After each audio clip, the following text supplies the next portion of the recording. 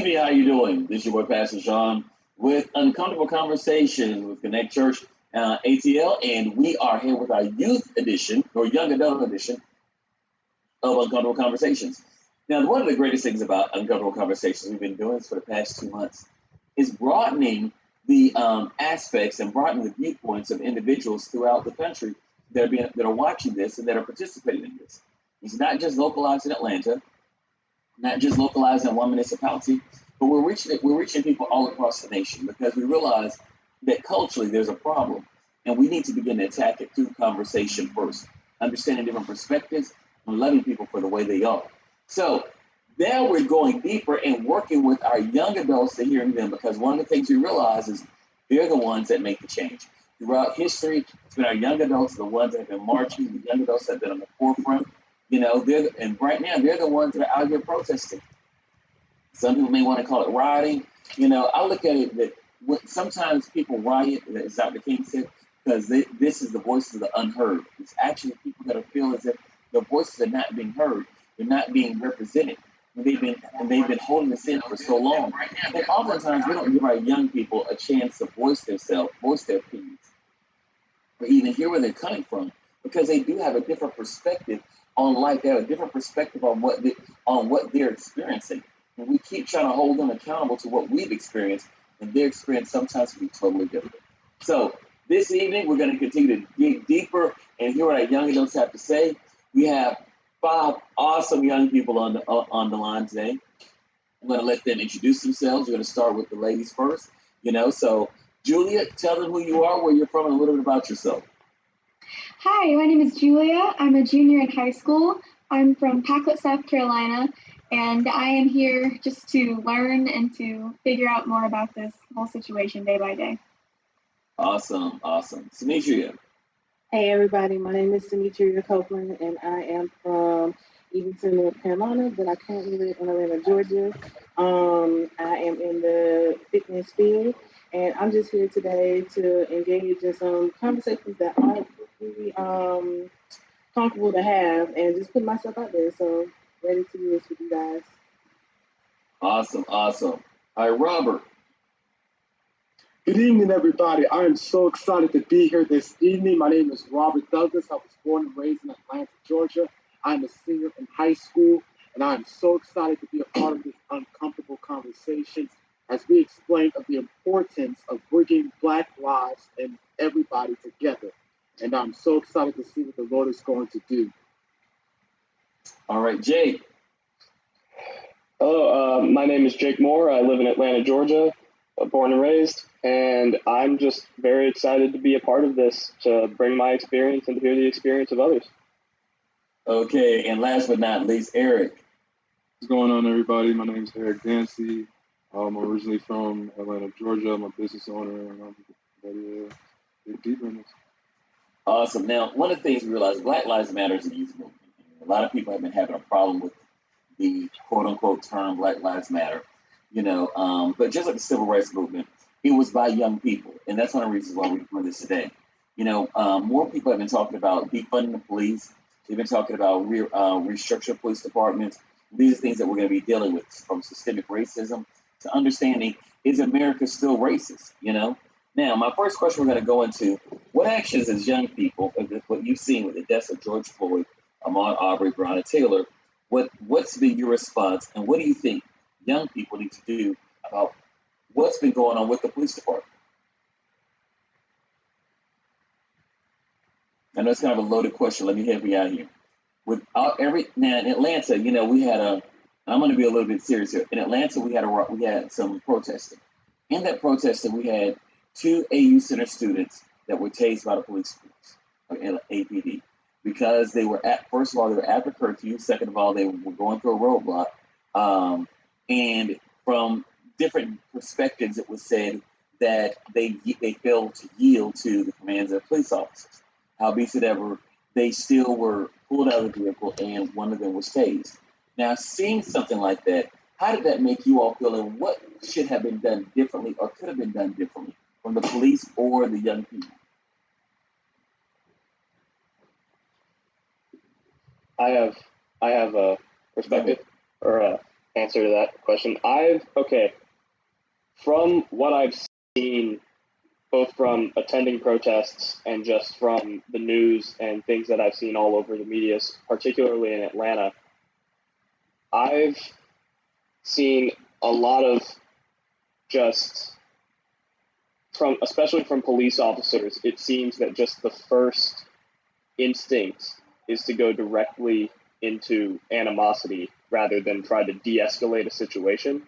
Mm-hmm. And I think that not only in this situation, but just in general, I think that that's just been a major issue, is that I just think that we've seen, particularly with things like that, not just unnecessary killings, but just with police violence in general, that de-escalation doesn't seem to be a priority and a peaceful resolution doesn't seem to be a priority, whether or not it's an actual crime that's being committed.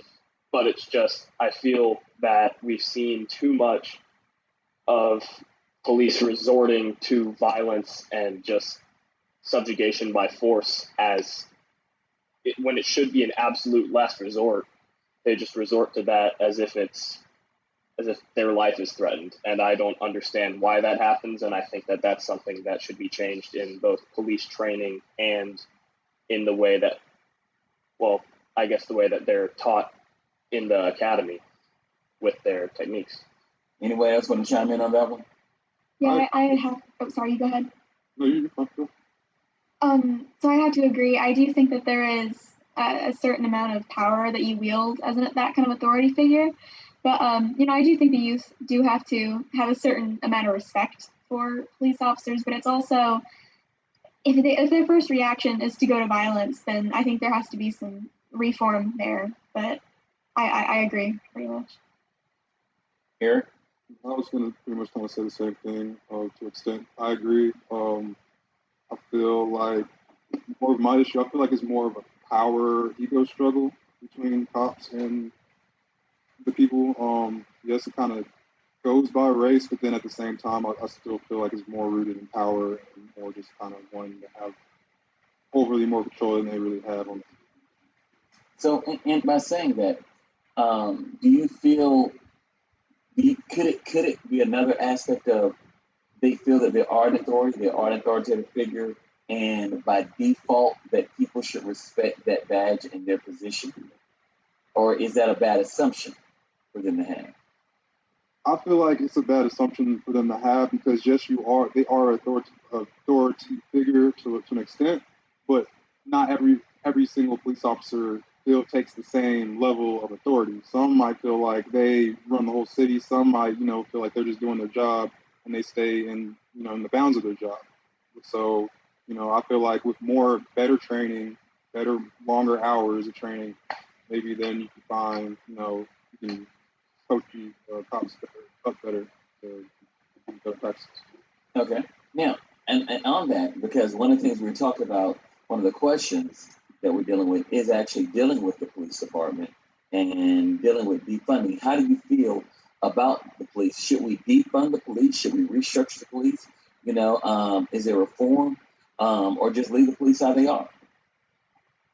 I think they should be restructured. I mean, there's no reason that some of these counties should have armored tanker trucks, like for what? You know what I mean? Like, there's no reason that money could be going to other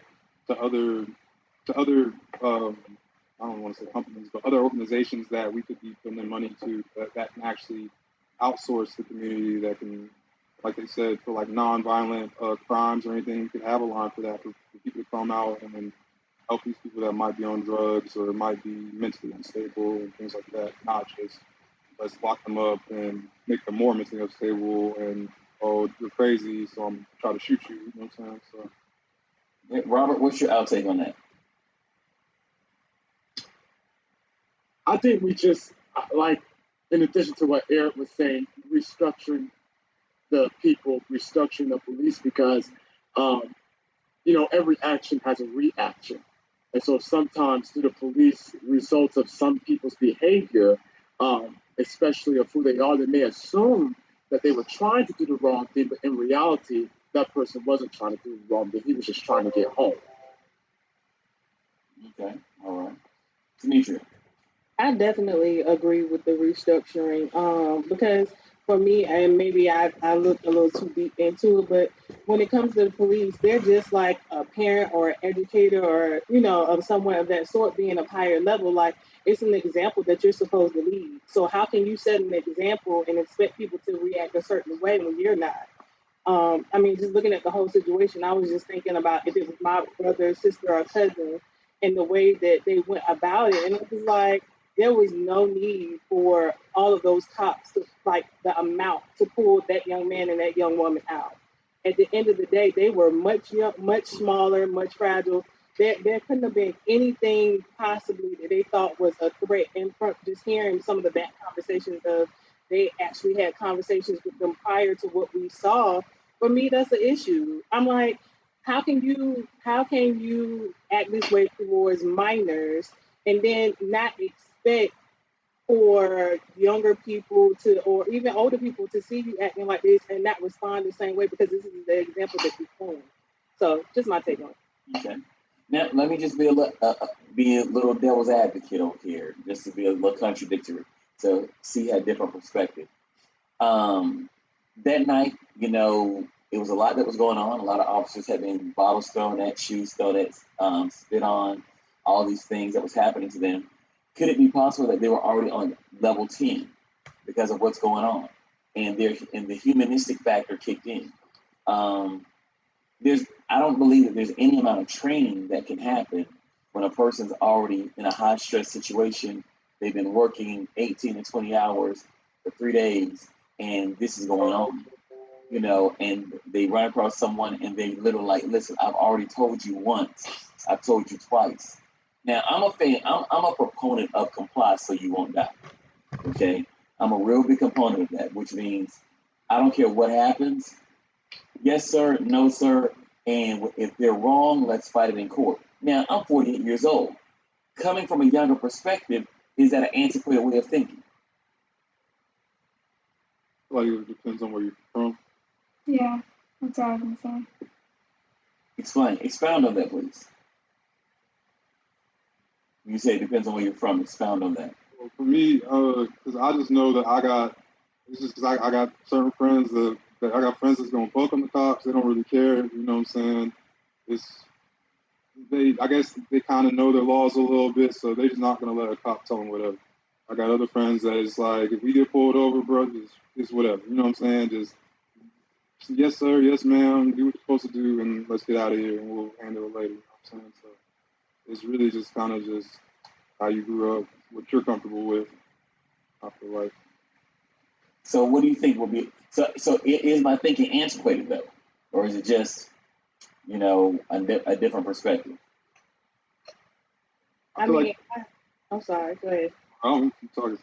So I mean, I see, because I feel like I'm probably like the middle-aged person when it comes to me and the rest of rest of everyone that's up here. And I mean, I see where you're coming from, but it obviously seems like during this time that really doesn't matter with the comply or comply and don't die. It really doesn't seem like it's making a difference at this moment. But the thing is, even if you go back to the video, maybe I overlooked it, but it's like, did they really ask them? Did they ask them? Did they give them adequate timing? Did they, ask them to get out of the car? Because for me, and maybe again, because my anger and just looking at the video, it looked like they were just snatched out. So it's like, did they have a moment when they say, "Hey, can you get out? Can you put your hands?" But that looked like that it was ever done. It just looked like they were kind of like they swarmed the car and just pulled them out. But again, like I said, maybe I might have missed something, so I'm always open to other views from that. Yeah, I don't know if you're aware of the shooting that happened in Waycross, Georgia this past weekend with some young people. It was a 16-year-old driving the car, 15-year-old in there, 12 and the 13-year-old also in the vehicle. I think they ran a traffic stop or something like that. Police is behind them.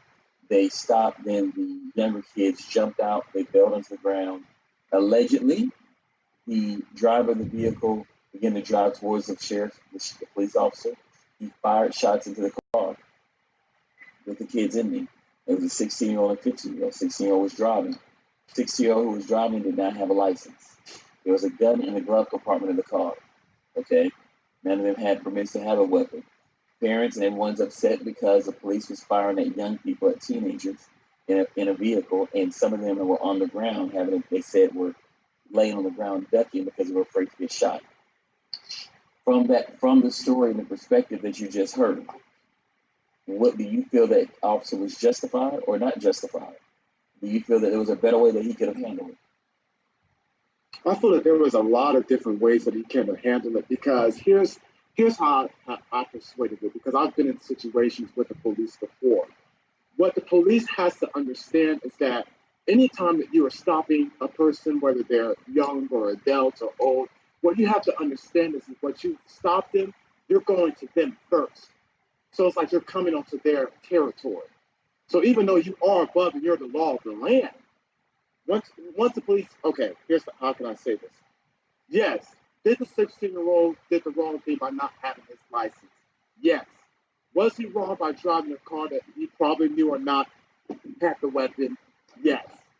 But from the police perspective, you have to understand you're going to shoot people and you are intimidating them by having a gun in their hand.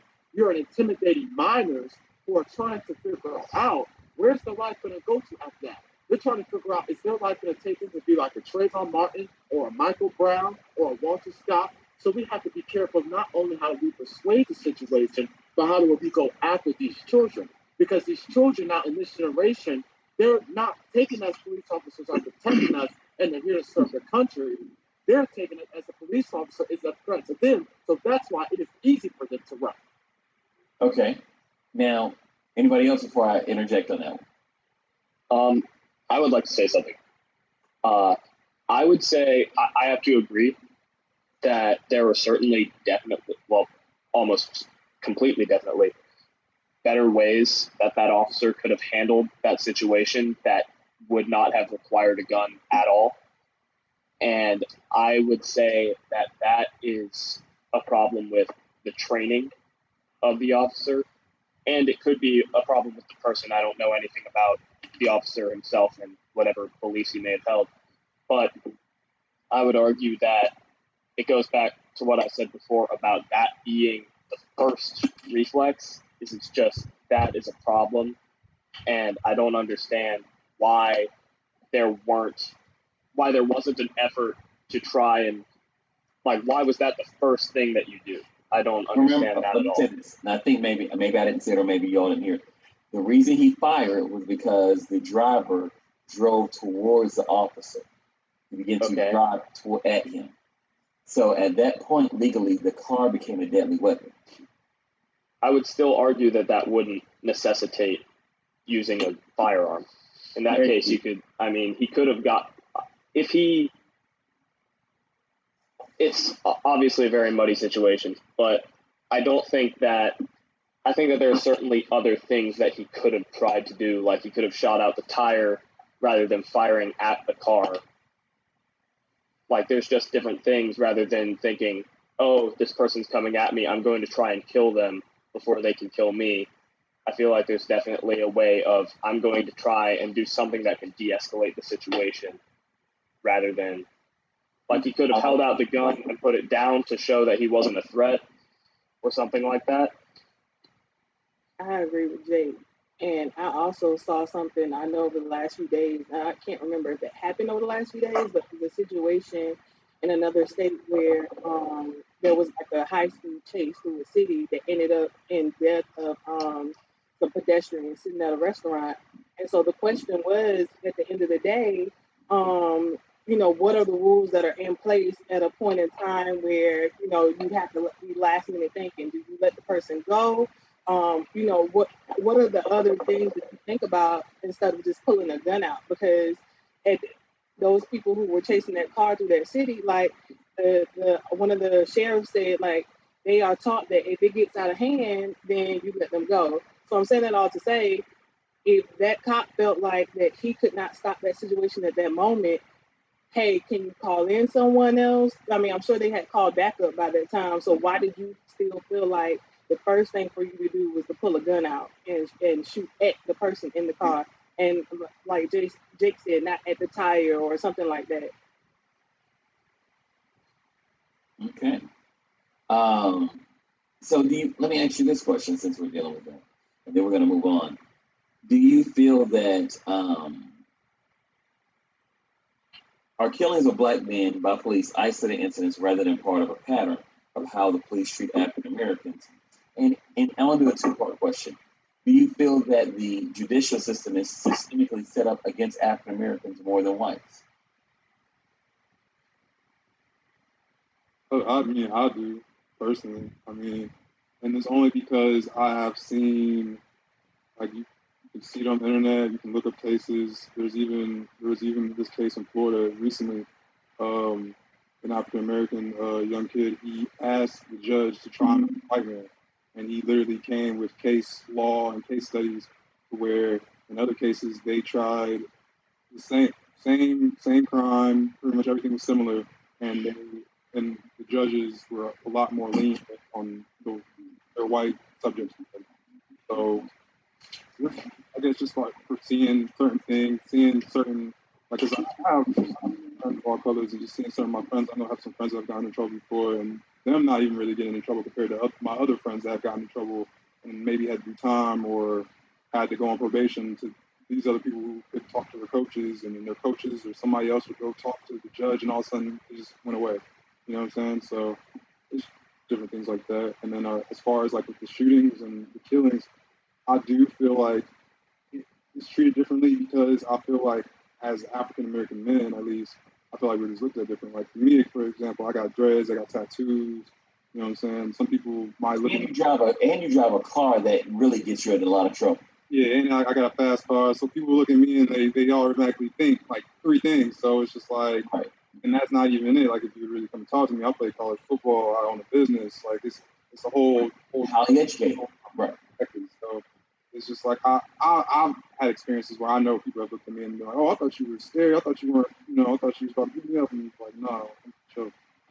And for those that don't know, Eric drives a Challenger, and which is one of those cars that, hey, if you look at him, a black man with dreads, he fits the description. I'm sure people have tried to pull you over and ask you, do you even own the car, or thinking that you must sell drugs to be able to afford that car, things like that.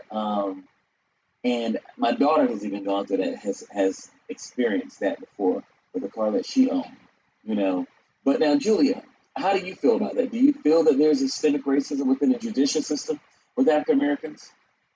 I sure do. I don't know enough examples, but I do know that one that he just mentioned in Florida. I remember seeing that and feeling like, is that real? Because I was like, that sounds too like out of the ordinary to be like real. So I looked it up, and sure enough, it was completely real. In fact, there were some cases where this white man who had been tried for worse got away scot-free, and I was like, that's not good, because like the entire point of the system is to say fair trial, like unbiased, this kind of thing. And I'm like, if this is the way our system's set up, then we should definitely try and reform that. And I don't think that we're isolating any of these deaths at all. I think we're just finally giving a voice to it. I think this has been happening forever. This has been happening since even before our country was founded. And I think this is just something that we really need to speak up about. I mean, well, the disproportionate racism and systemic racism with the judicial system and the police with African Americans, we know has been going on for the past 60 years, henceforth the start of the Black Panthers, of actually policing the police to make sure that there were no erroneous arrests or anyone killed for the wrong reason. Now, that being said, speaking of history, monuments. We have a big thing with these monuments that are coming down, and everybody's trying to defame them or tear them down, bring them down. Most of us live in Atlanta, and Stone Mountain, one of the biggest Confederate monuments there is. Are these monuments, should they stay up or stay down? Are they a symbol of history, or are they a symbol of hate? I think maybe it started off as a symbol of history, but I mean, if I were someone of color that walked by that statue every day, knowing that that statue was like a slave owner and like purposefully abused people of color, then I would feel uncomfortable walking by it. I wouldn't want it to be there. And I mean, to me, I don't really.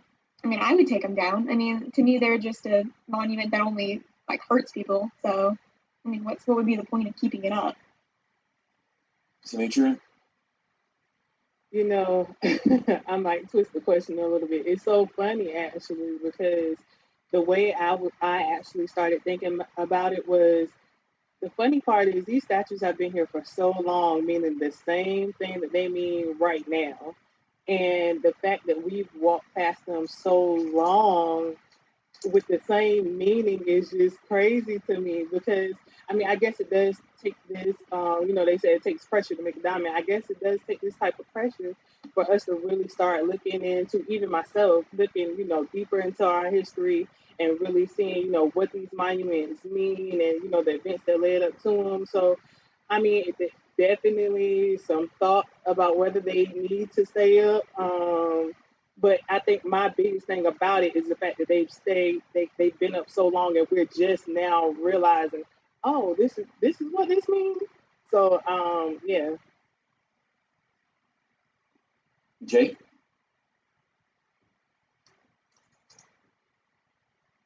We can't hear you. Jake, we can't hear you. Try it again. I haven't. We've lost Jake's sound. Let's see if we can fix that. Try logging out and logging back in and see if we can pick it up. Robert, what's your thoughts?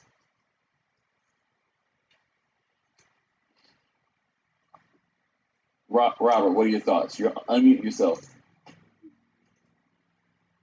Yes. Can you say the question one more time? The monuments, I mean, are they history or are they hate? Should they be removed? Should they stay up? I think in that matter, I think it's a sign of separation towards certain people. And yes, I do kind of think that those monuments should be taken down because it's like, in addition to what Ms. Copeland's saying, it's meaning the same thing. And if it's a sign of us dividing people and getting away, then I wouldn't want to be around. Jake, can we hear you now? Can you? Yeah, there we go. All right, cool. Yeah, I was gonna build on to what Ms. Copeland said.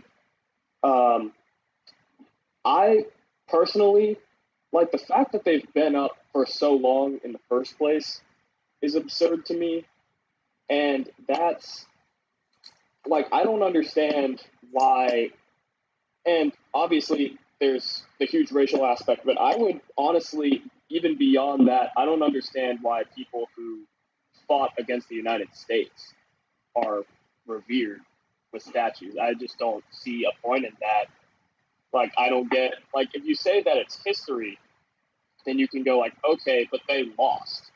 So why would we honor them for that? It's not like they made a great contribution that lasted forever. The Confederacy lasted 5 years.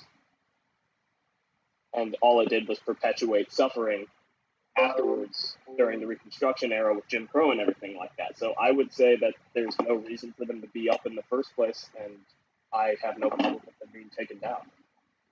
Now remember, some of them went on to be politicians and judges and lawyers. So that's why they ended up, you know, making a moratorium on them and monuments to them. But in that same aspect, Christopher Columbus, we all know he did not discover America, correct? Yeah. Are we on the same page? We do know this. We all do know this, right? Okay. All right. We do know that, you know, he perpetuated genocide. We do know that he was a thief. We do know that there's a negative blight about what he did to people. But yet we have a day, a holiday named after him, and we have monuments named after him. So do we go back and strike all of history to say we messed up? I mean, why not? I'm just asking. I have no problem. I'm just asking you all, as younger people. Should we go back to all the history books and say, wait a minute, we taught you all a bunch of lies? I think you should definitely clean it, because I've been going through my 28 years of life thinking that, oh, this is truth. And then, like, these last, maybe I'll say 4 information about, oh, really, it was this. Really, this person discovered this, or this person invented this. And I feel like it's just, we should know history. Otherwise, everything is. That's what I'm saying, yeah.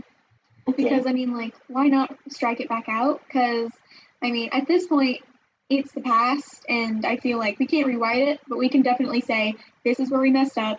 this is the truth, and we're going to try and be straightforward from now. Because, I mean, what's the point in like believing a lie your entire life? I think that's kind of what creates so much frustration and almost hate too, because people have grown up and have all their lives have thought that, oh, this is my history, and now it's like, actually, no, this isn't true. So the people that might have thought that their ancestors were doing all these great things and were actually being worshipped for doing all these great things, that they learned that they were actually aren't. Like, I feel like it's just a bunch of backlash. You know, it's just bad business. So I feel like we should just. Interesting. Okay. I mean, in that same, and this wasn't one of the questions, but in that same connotation, then in the 4th of July, should we celebrate? Should Juneteenth be just as big as Independence Day? Yes. No. Absolutely. It should. Absolutely. I feel so too. I don't think that everybody, like, I feel like if you aren't necessarily black, then you won't really connect to it as much as an African American. Like, that's just, like, I feel like that's okay. Like, but I just feel like you won't be like, this is my day. So should African Americans be looked at and frowned upon for not celebrating the Independence Day? I don't think so. Jake? I don't think so. I would. My perspective on Juneteenth is obviously like I can't relate to it as much, but that doesn't mean I don't think that it should be celebrated. And I honestly like to perpetuate the belief that you can celebrate what you want to celebrate.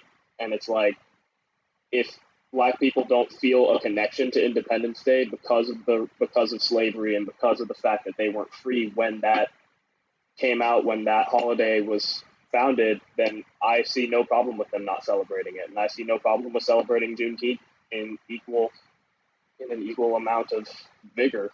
You know, Julia? I would have to agree because I mean, I didn't even know that Juneteenth existed until like 2 years ago. So I'm gonna have to say I don't personally connect to it. But once I heard about it, I was like, why have I not heard this my entire life? None of my history classes have taught me about this. I was like, I kind of felt like, what's the school system for if I'm not learning any of this? But I was just like, wow, this is something I really need to learn about. So I was gonna do some researching, but I was just like, I feel like this should be celebrated. I don't want to whitewash this. I don't want to feel like I'm treading on somebody else's territory here. So I was like, yes, please celebrate that. I feel like you should celebrate that. That's something we need to acknowledge. So yeah, I think we should definitely acknowledge it, celebrate what you want to celebrate. Okay. That's a good thing. I mean, because I really see that there's going to be a big movement and change with people with that, and there's going to be controversy behind it. And I've seen it happening even this year. There's some African Americans choosing not to celebrate the 4th of July because you got to understand during that time we were considered 3/5 of a citizen. We were less than human. How can you celebrate a time that literally intentionally looked at you as being less than human and less than a person, not a whole person? Now, that being said, dealing with racism and dealing with even with that, you're causing a separation. We can cause separatism, by having Juneteenth and then the 4th of July, Independence Day. That can, the other side of that, it can cause a separation. So with the other question, should Blacks have been separate but equal instead of integration, what happened in the 60s? Should have been working towards separate but equal schools instead of integration? And I'll give you my thoughts on it after I hear yours. Y'all do understand what separate but equal means, right? Yeah. Yes. Okay. I actually have a kind of interesting perspective on this, if I may. Go ahead. My grandfather was an educator. He was sorry, dropped my phone. He was an educator. He was a principal in Calhoun, Georgia, very shortly after they had integrated the high school there. So in the early and mid 60s. And I called him earlier today because I wanted to talk about this subject. And he said that the problem that he found when they brought them in was they had white kids and black kids, and the school was probably about 75% white and about 25% black at that point, and it was all white teachers. And so he found that to be an issue in the fact that it made the black kids feel alienated at the school, and they didn't feel comfortable talking to the white teachers if they had a problem with their studies. They didn't feel comfortable talking to other white kids about any of it. So it caused, even though they weren't necessarily actively encouraging that separation, it still occurred. And so he said that the best way for that to happen is to or the best way to make sure that people can come together and understand each other better is to make sure that they have white role models and black role models in equal measure in the school, in the community, just coming together. And that way, when that happened, it caused the kids to come together and start to see each other not as white or black, but as people. And he said that they made great progress within the first few years just doing that, just bringing in different people to have conversations. And when they did that, everybody was able to come together and, if not fix the problem, it at least alleviated some of the maybe biases that were ingrained in these kids at home. Because this is something that I believe is, like, bias can be taught, but I feel like the only way that it can be unlearned is through personal experience. Okay. Robert. I think it was it's also kind of hard because when you're living into that society of knowing that there's a whole lot of people that you can't connect to and a whole lot of people that you can't function with, it kind of leaves that empty space of where how can I continue to access and doing what I need to do when I'm around people who I feel like that they don't want to be around me because of the color of my skin. So you're saying you're more with the separate but equal? Yes. Okay. Julia. This is a hard question for me because, like, every part of me just wants to, like, believe in, like, come on, world, we can do something good for once. But it's like, that's not how people are. And so it's like how Jake said, it's like, you can't really unlearn bias, but you've got to get yourself into it so that way you can, like, redo it. Because, I mean, that's kind of what our culture has been doing. We've kind of been, like, resetting what we thought what, like, good and bad should be. And I think there's some good that comes from that, but it's also, like, some bad that comes from it if we don't have a foundation of, like, what we should be basing that off of. So I have to go with, I don't think separated but equal would work forever, but I don't know, I'd have to go with the integrated schools just because, I mean, eventually we're getting there. We're not perfect, but we're getting there. Okay. Eric. For me, I see pluses on both sides of the spectrum.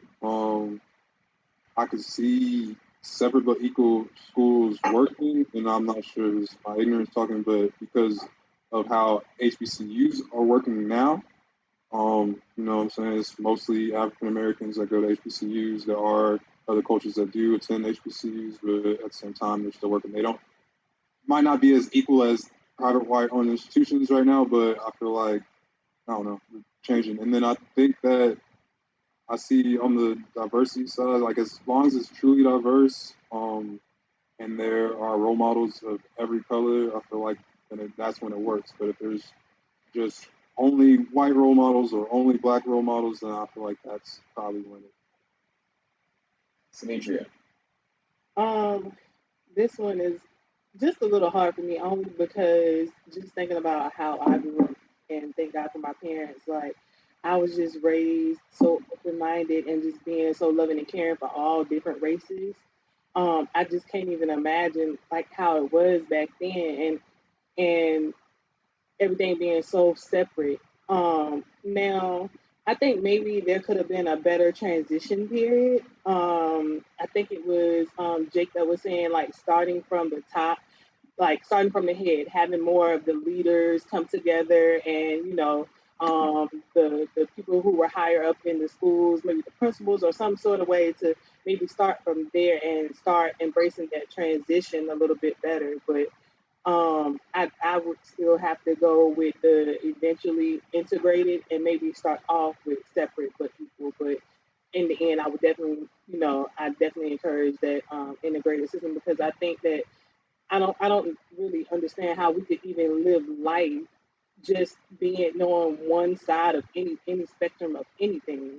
I would never want to live that way. I appreciate being around so many different people and knowing where they came from and just how they live life. So I think it would be a different world if it had been separate so long. Let me help y'all give you another perspective on that. Asians in America educate their own in their own community, and so does the Jewish culture educated their own in their own community, and they taught them their history, and they educated within their school systems.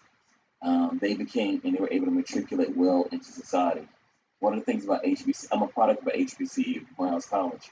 One of the things that taught me was understanding that who I was as a black man, first of all, and helped me have love and faith in my identity and my culture and my race, which then allowed me to be able to stand up in the midst of white America and not feel intimidated and walk into who I am with my head held high.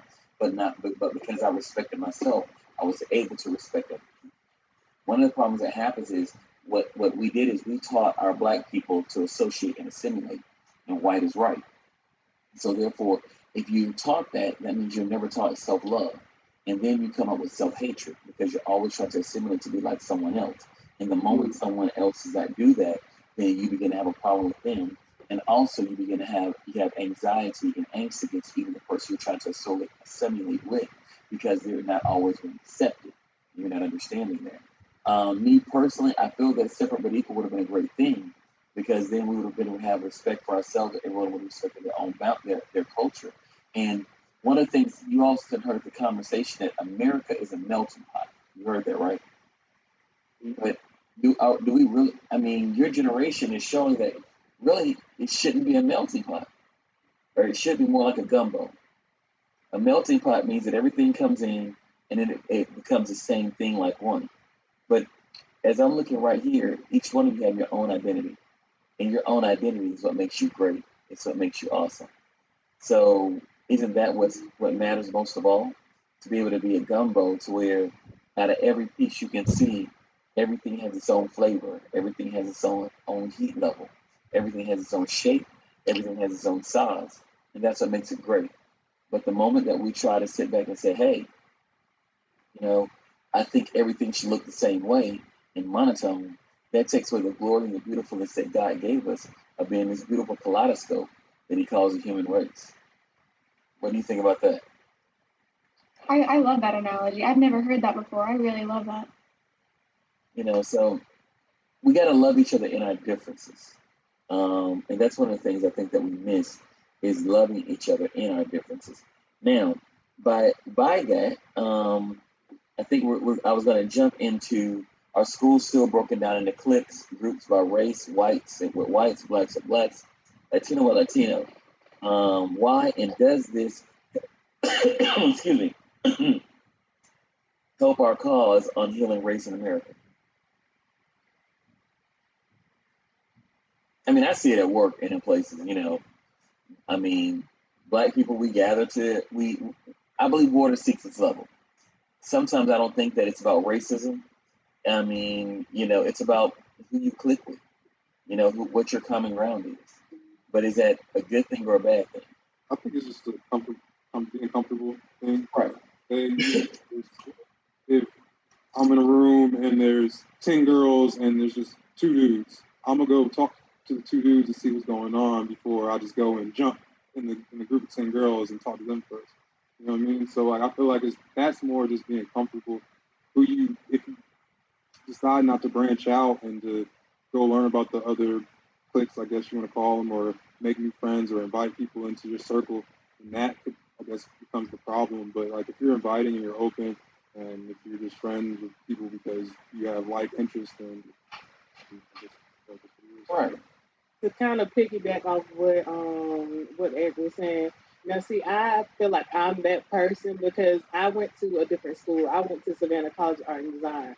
So I feel like there it was much different because we had so many races there that went to the school, and it was about us all being creative and artistic, and seeing a bigger vision of life. So a lot of times it wasn't about being I wasn't, oh, I had that one black girl or that black guy I could go sit with. It was like, okay, do I see someone else that I connect with creatively? Do I see someone else that I vibe with, that we're both trying to do fashion or whatever the case may be? So it definitely broadened my horizons to being able to connect with people in a different way other than just by race. Robert? Yeah. Okay. Go ahead. Yes, Oh, I was sorry. gonna say. I was Oh, gonna no, say. sorry. I was gonna say that I agree. I agree. Julia? Yeah, I was essentially going to say I agree because I have seen a lot of, like, even in my friend group, I have people of color in my friend group and I love them to death. We all have common interests. We don't have very similar backgrounds, but like, we love to be creative. We love to sing random songs. We love to be able to just get together in that friendship. But I've also seen some people who just feel like they're not comfortable with being around people like that. And I don't even think it's a racist thing, like you guys said. I think it might just be we don't share common interests. We don't have a similar background, so it's harder to like get along with people who don't exactly see the same way you do. And like I think that's just how life is sometimes. But I do think a lot of times it can be rooted in racism, like either they mean to or not. I know a lot of people who are Caucasian. They're just awful. Like it just makes me very angry because I'm like, what are you doing? This is not the point. But yeah, I do agree. It might just be an interesting and not necessarily a racist thing all the time. Okay, and in that, then my question to you is reverse discrimination a thing? I think that a lot of stuff Can that black people be racist? I think that some stuff, when it comes to like that, it's been taught. Because when you've been brought here, you didn't know anything about racism. You didn't know anything about um, semantics and stuff. Some of the stuff that we have adjusted to has been taught because when you see little kids, no matter if they're black, white, yellow, orange, green, they're talking to everybody. But it's been taught by your system of why you live by, so that when you become older, you have a thing of where, okay, I know I can talk to this person, I can't talk to that person. And I also do think that it's a heart issue because if you can live every day and go into, I was watching a video the other day on Facebook, and there was this lady who works for the Board of Education, and there was a black lady, and she was talking and giving her position out of the way she felt how she was being treated by her supervisors and bosses and stuff, and I believe it was Caucasian people, and the fact that they did not speak to her at all when she comes to work, she came every day. She said, this is not right, and so we have got to learn how to love our fellow brother and sister, and just show love and respect towards others and treat others the way we want to be treated. Whether they're black, white, or yellow, we can all learn from their culture, like Copeland said earlier, and learn something different and come together as people and just come together. That's what we're about. We should be coming together. We should all want to get along, and keep the negative stuff away because that stuff happened in the past and it has happened. But we can go forward and get ready for the future and change and do something different. Okay. Anyone else?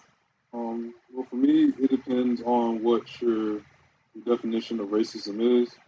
So with some people, they say that you're not racist. Black people can't be racist because we can't oppress. We can't oppress anybody. We're not in control of the system to systematically oppress someone and control them. The only thing we can do is be prejudiced. Exactly. So be prejudiced. So I mean, it depending on what you're going, like which side you fall on that. Well, I guess if you're just going about like the plain basic terms on I don't like white people, I don't like black people. I feel like black people. I feel like I'll just go say they can't be prejudiced, and I feel like some black people feel like they can't be prejudiced against other races just because we our history. But I feel like at the end of the day, black people can be prejudiced racist because going off of the oppression definition, I think. Okay. Jay. Okay, I would say that I do think that everybody can have prejudices, but I would argue that there's a difference between a prejudice that, say, a white person would have against a black person versus a black person against a white person, because at least in my experience, from what I've seen of white people who may have a prejudice against black people, that prejudice is a passed down thing from usually their parents. Whereas if I have encountered a couple where if a black person has a prejudice against a white person, it's a reactionary prejudice.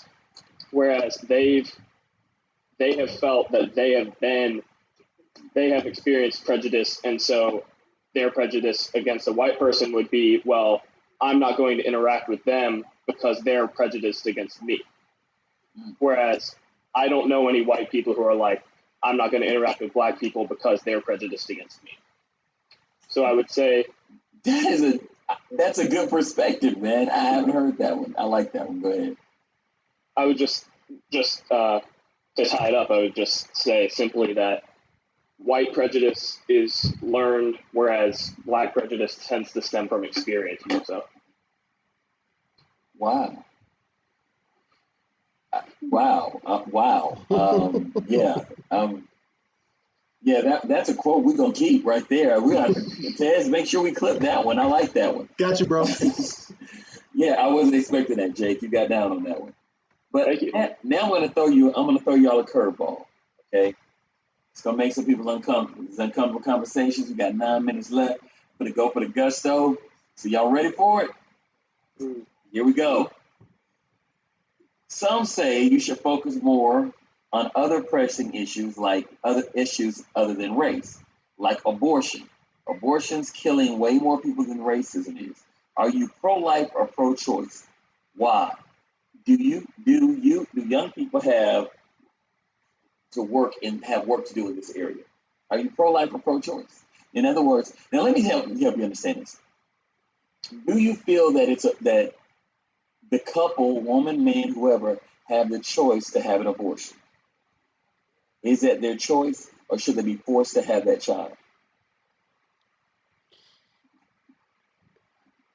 Yeah, it's a choice because one, I'm not a female or a lady. So at the end of the day, it's her decision on what she wants to do with her body. But as going saying, if you're in a relationship, well, just things happen. Things happen as far as people get raped or situations. I just feel like there should just be a woman should just be able to have a choice of what she does with her body. Julia? To me, I am more pro-life because it really depends on what you define as life, because I've heard some people it's after the heartbeats, it's after a certain amount of weeks, that's when it's considered to be life, or you're not allowed to have an abortion. And my thing is, it's hard because I am really concerned about this helpless child's life, but also about the mother's life, because she's also a human being. So it's like, you have to have a concern for both sides. And there are certain events where it's very muddy and it's like, I don't know exactly what the best choice is.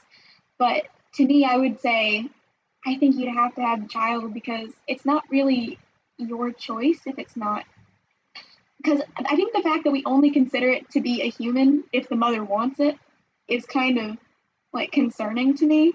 Because like, listen, I'm all for having choices, but it's like, this child has no choice, it has no voice. And I feel like if we're just going to squish that opportunity for this next child to live and have an amazing life and to be able to affect other people's lives, I feel like we're taking away a chance that isn't really ours to take. Okay, we're going to put a pin in that one. Remember that last statement. Robert. Yes. I feel like pro-life is important. I feel that, and it's going to be really hard for me to answer this one, but I feel that every child that's been brought into this world, I don't care if it says the heartbeat of all of that, I feel as though every child should live because the child didn't ask to be here. The child was in the parents had a relationship, they had a child, and now he's about to come into the world. I feel that every child should have a chance to be brought into this world so that they can see and have a great life, because every one of those children who have been placed and swallowed up have not had a chance to experience what the world is like. And they don't have a chance to embrace that moment of coming to this world. They don't even have a chance to experience a family member because the parent has decided that they don't want the child. Now, in an example, it is to the society, it is the mom's choice or the parent's choice to not have the baby, because you have to think about it, even in the process of that, you have to understand that parents go through a lot of issues. Children are hard to raise. They are very expensive. But it's kind of, it's for me, it's kind of, I don't want to get into it too much. It's just kind of, it's it's uncomfortable of me sharing why a little bit. But I do feel like that every child should live though. Thanks, Demetria. Whew, that's a really really difficult question for me. Because I mean I can see every perspective of that question. From a faith side, I definitely believe that I'm not saying that God brings bad situations to you, but I know He does allow certain situations to happen because He allows the enemy to do whatever He wants him to do. But I mean, allows him to do. So yes, even when there are bad situations where someone is raped or something, I mean, God allowed it, and I mean, it's such a tough one. So yes and no.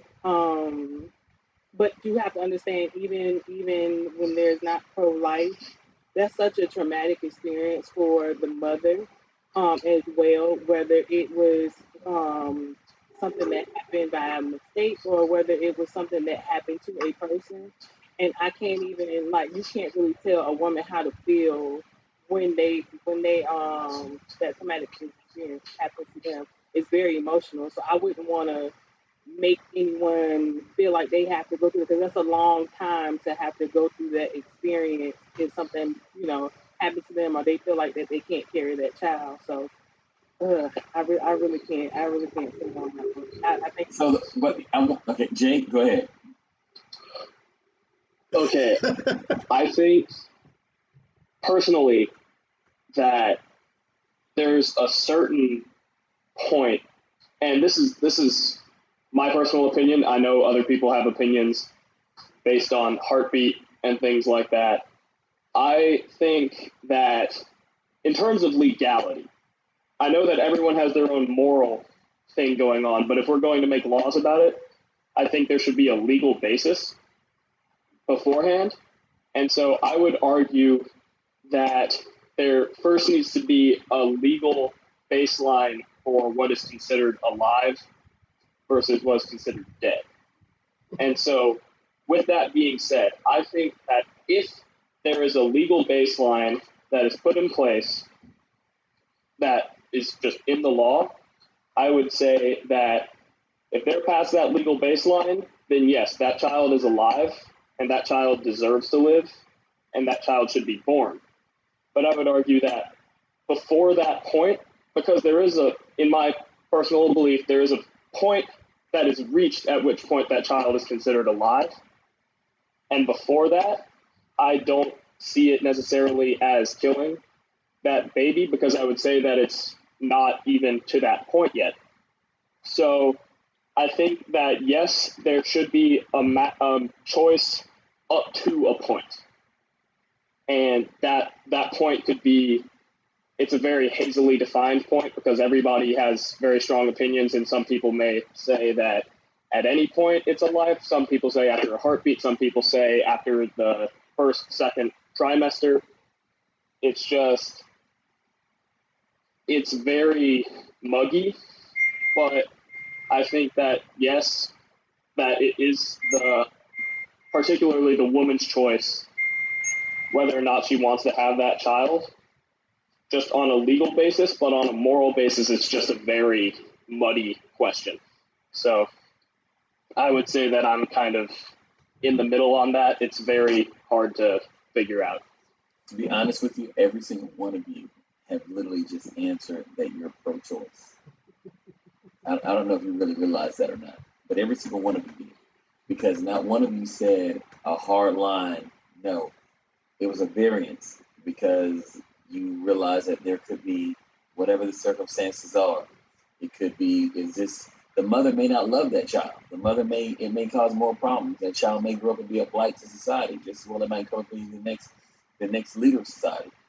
But what I want you to do is, it's amazing that you all, in everything that you said, you all had different answers. But at the same time, you also had the love and compassion for someone who may say, you know what, I can't do it. I think that speaks volume to you all.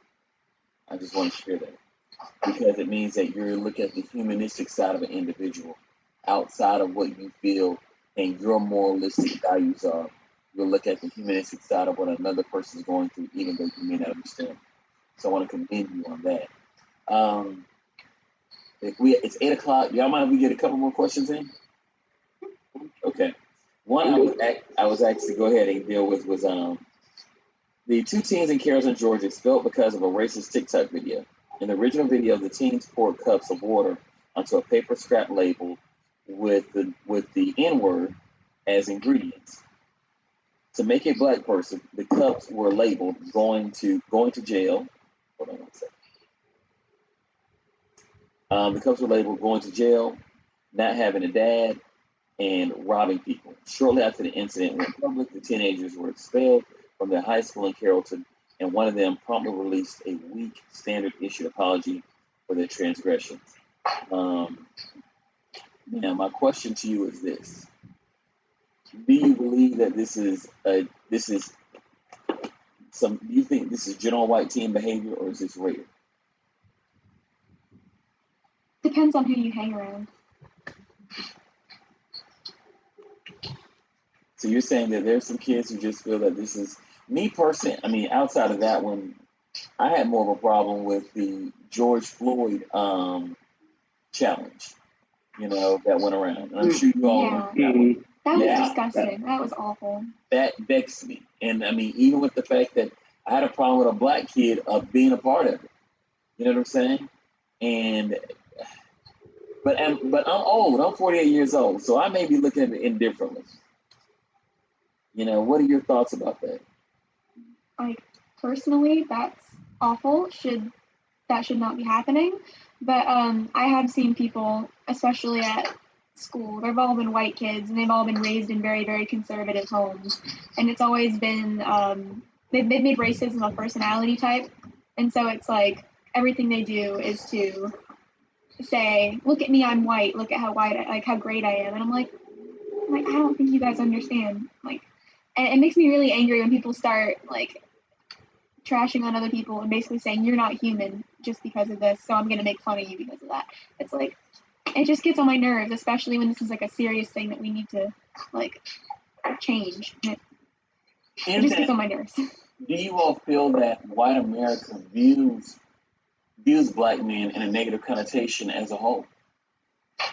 I think it kind of does all the time, because what you have to understand is, even though we have a whole lot of people like white, black, we have to understand that there's all people in those types of areas that have been great.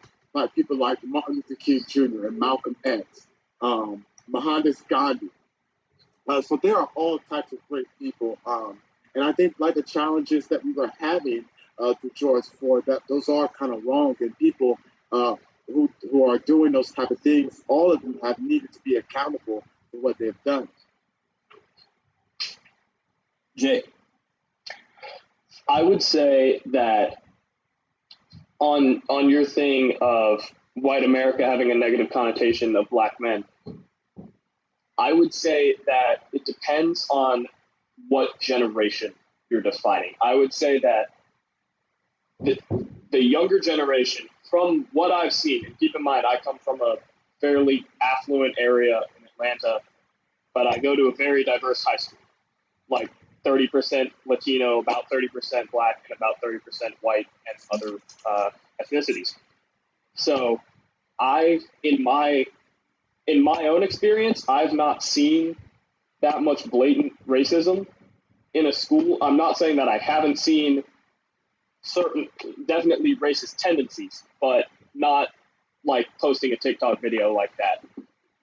But I also have family who live out in Bowden, Georgia, which is right near Carrollton, right near the Georgia-Alabama border.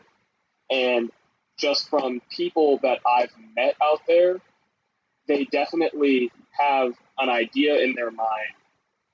Just even if they aren't saying that, like, even if they aren't going out and hanging a Confederate flag or showing all this stuff, they have this prejudice, the idea that Black men who are successful and educated are the exception and not the norm. And I've seen that, and I think that that is certainly an issue. I don't know if that represents the majority of white America. I think it represents the majority of certain communities in white America. Eric, how do you feel about that? I feel like I'm talking about like your first question or the first question. Okay. Well, as far as the first question, I feel kind of what Jake was saying. It's kind of hard because hip hop is like the popular culture now. You know what I'm saying? There's lots of African American culture that's the popular culture for everybody. Like everybody listens to some sort of hip hop music at least once a week. Mm-hmm. Everybody is kind of, they deal with African Americans daily now, you know what I'm saying? So, like, I'm not sure if that's kind of a logistical thing with us being in Atlanta and it being so diverse and being, a lot of African Americans here. So I wouldn't say that is. I would say that in probably big cities, no, I don't think that it's common, but probably like more in rural areas, like a Waycross or like a Valdosta, Georgia, somewhere down there or something like that. Probably other that shoot or are more racist acting still, or it's more common down there, or like Carrollton. Okay, so as we transition, I want to say got two more questions for you. Speaking of racism and discrimination, do you feel that it is discrimination with African Americans is equivalent to discrimination with the LGBTQ community?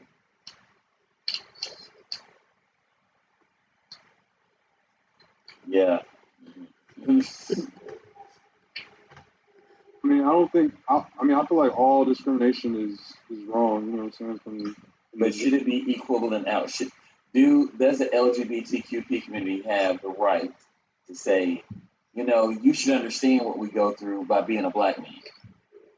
I'll just say no. One, because they're two totally different things, and then at the same time, they're just a smaller community, so they have been. I feel like I'm not speaking angrily, but I just feel like they've been discriminated against less than this whole half of people. You know what I'm saying? Mm-hmm. That's just my view on it. But they shouldn't be discriminated against at the very same time. Demetria. I was listening to Eric, and I definitely agree with a lot of what he was saying because, like you said, it is. I mean, in a sense, it is two different things, but discrimination is discrimination, no matter the fact. So, I mean, I get at this point, it's kind of you want to talk about them both.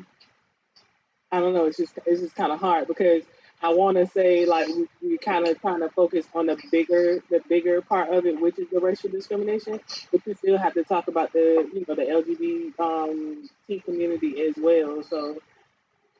I mean, yeah, I guess it is. Kind of equal. I feel like everybody should voice. Yeah, exactly. Julia, your thoughts? Well, I mean, I haven't been I haven't been discriminated against in like my life because I've been blessed with a very pretty good family. But I think it's hard for me because I don't have any perspectives on these sides. But again, discrimination is discrimination. Shouldn't be happening. We shouldn't be treating anybody less than human, no matter what community they may be in. But it's like, again, they're different things. I mean, yes, they were both very, very, there was violence against them. There was just not good things happening. And I think we should definitely stand up for that. But I don't think you should cloud it by saying, yes, we're also discriminated against.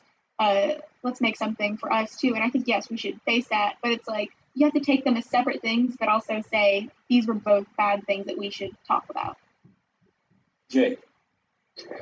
I would say that fundamentally they're different issues, but I would say that because you can be LGBT and black or white or Hispanic or whatever, I would say that since it's such a different, I think it's such a different factor from race that I just don't think that you can really compare the two because it's just a different type of prejudice. It's a different, obviously discrimination is discrimination regardless, but it's different issues that they're dealing with.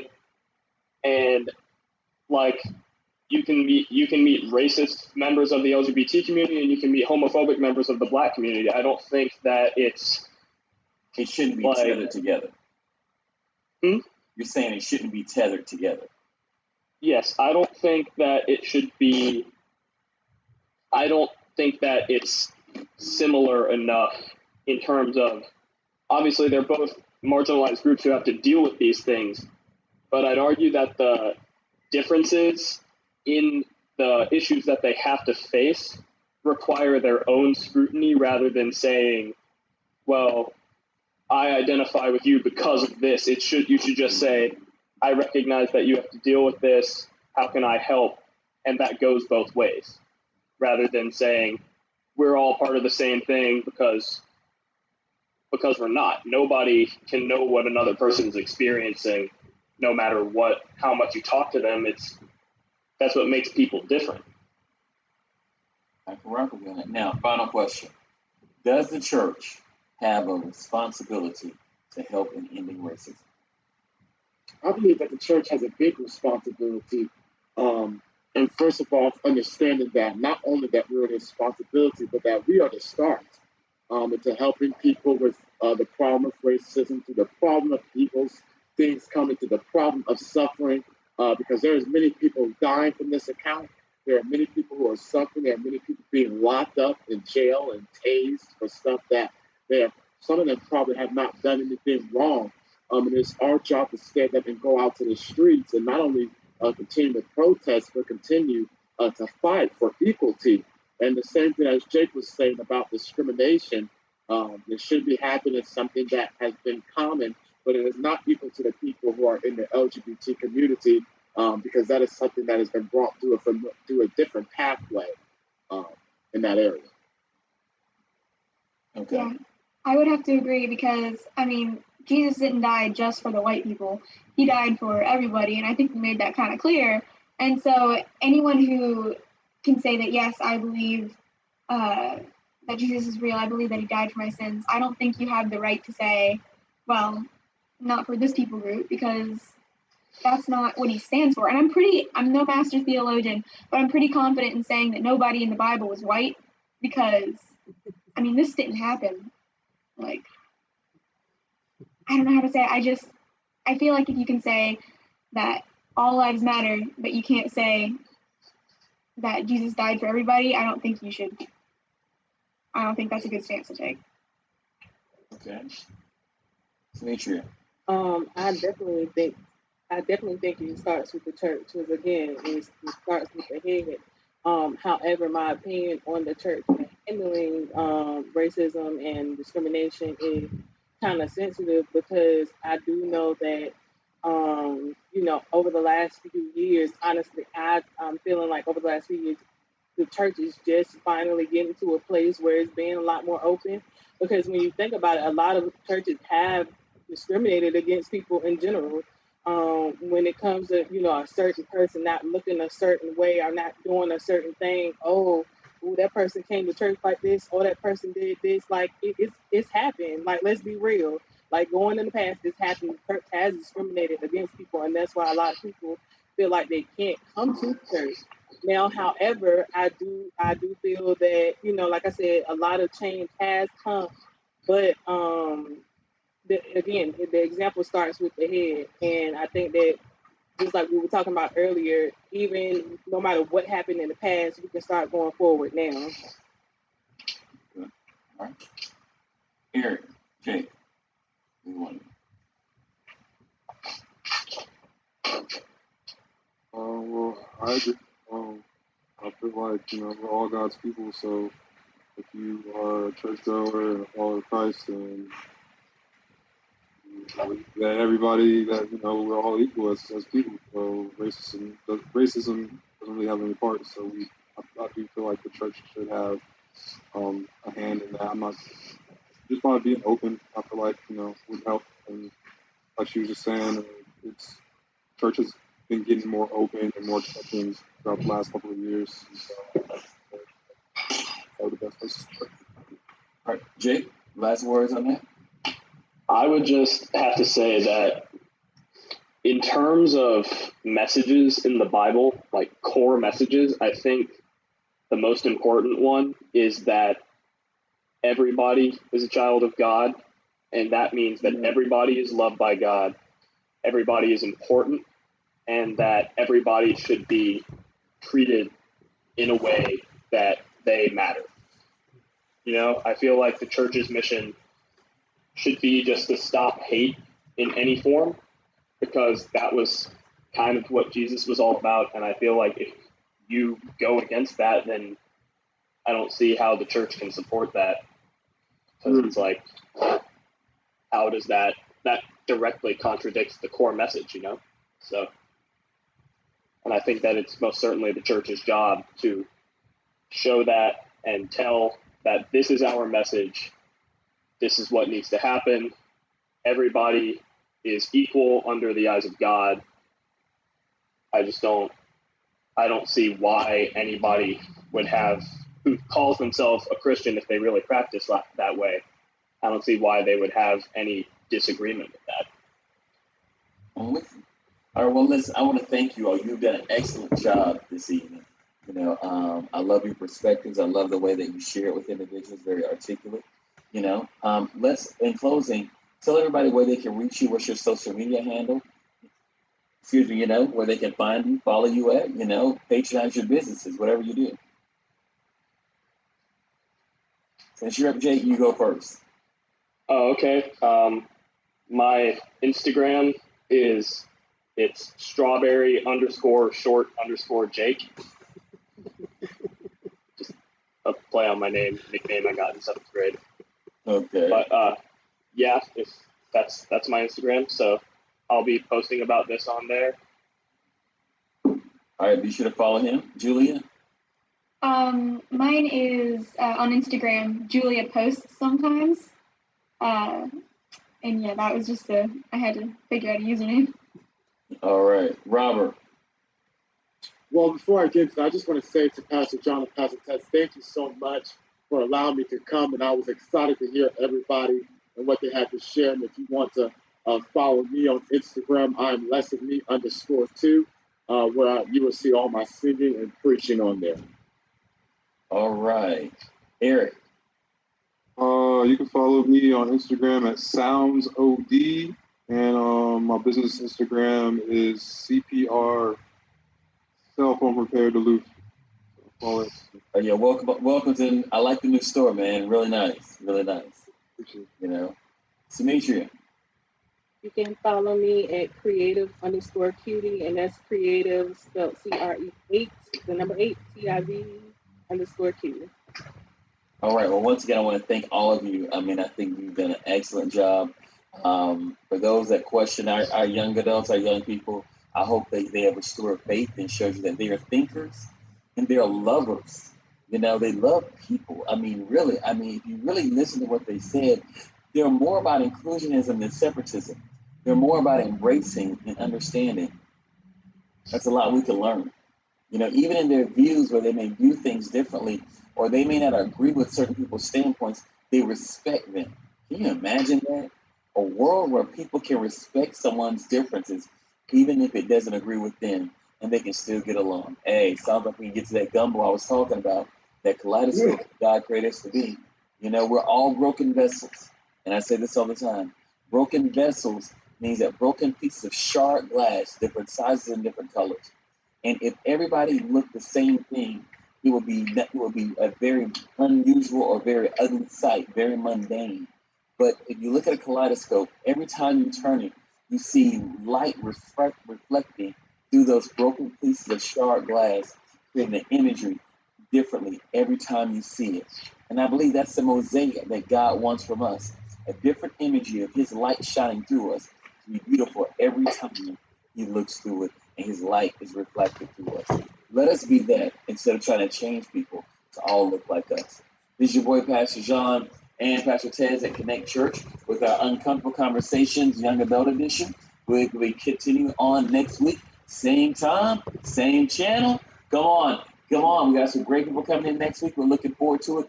And if you don't have a church home to go to, you're looking for someplace to go, please come on to Connect Church at South DeKalb. You can come there or you can visit us virtually. And we are at www.connectchurch.atl/live. You can also find us on Facebook. You can stream on there and watch our service. We also this week, Tez is starting a new series. Is Jesus Above All, where he'll be teaching. I want you, if you haven't had a chance to register for that class, please do. Jesus Above All, understanding and knowing how to stand strongly on the gospel of Jesus Christ against all other religions and what they're trying to say. You'll learn, because the best thing about it is when you can defend and you know your faith, you can stand bold on it and evangelize for it. So please, Jim, go to www.connectchurch.atl and register for that, for those classes, and it will be great for you. If there's anything else, I'm going to let Pastor Tez give a last word, and we're going to go ahead and close on out. Man, y'all young people did an unbelievable job. I must say, John, I think this is one of the best ones we have done. There are too many older people out there that can learn a lot from you all. Me and John get in pissing contests with adults all the time. And it's just like, man, can't we just be okay with being different? Am I a Marxist just because I love my neighbor? Am I a socialist just because I love my neighbor? But with every person here, you guys was just like, come on, guys. If you are pro-choice, yeah, I'm pro-life. But if you pro-choice, okay, I still love you. Come on, y'all. Young people, y'all did a phenomenal job. I can't wait till next week. God bless y'all. Make sure y'all follow these people on Instagram. Make sure you follow us on Facebook and Instagram also. Love y'all.